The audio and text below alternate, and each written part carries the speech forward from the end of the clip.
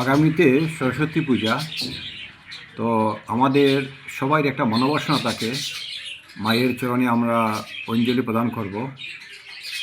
তো শুধু বিদ্যার্থী যারা আছেন তারাই যে মায়ের চরণে অঞ্জলি প্রদান করবেন তা নয়, আমরা ছোটো বড় সবাই মায়ের চরণে অঞ্জলি প্রদান করতে পারি। কারণ সরস্বতী দেবতা হচ্ছেন বাঘ দেবতা, ওনাকে বাগদেবী বলা হয়। তাই আমরা ছোটো বড় সবাই এখন মায়ের চরণে অঞ্জলি প্রদান করব। প্রথমে আপনারা সবাই শ্বেতচন্দন মিশ্রিত করে ফুল এবং বেলপাতা হাতে গ্রহণ করেন।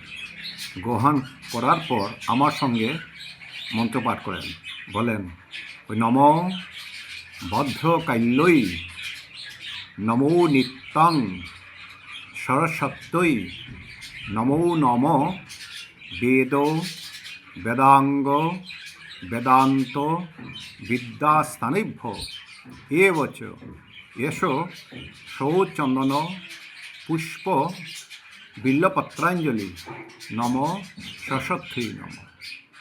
এষো সৌচন্দন পুষ্প বিল্লপত্রাঞ্জলি নম সরস্বতী নম।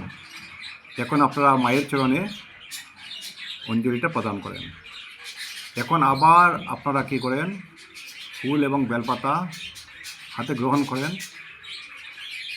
গ্রহণ করার পর আমার সঙ্গে আবার মন্ত্রপাঠ করেন, ওই নম ভদ্রকাল্যই নমো নিত্যং সরস্বত্যই নমো নম বেদ বেদাঙ্গ বেদান্ত বিদ্যাস্থানেভ্য এবচ এষো সচন্দন পুষ্প বিল্লপত্রাঞ্জলি নম সরস্বতী নম।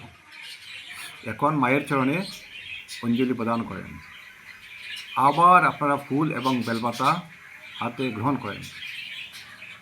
মন্ত্র বলেন, ওই নম ভদ্রকাল্যই নমো নিত্যং সরস্বত্যই নমো নম বেদ বেদাঙ্গ বেদান্ত বিদ্যাস্থানেভ্য এবচ এষো সচন্দন পুষ্প বিল্লপত্রাঞ্জলি নম মূষ্যাধার লেখনী সহিত শ্রী শ্রী সরস্বতী নম।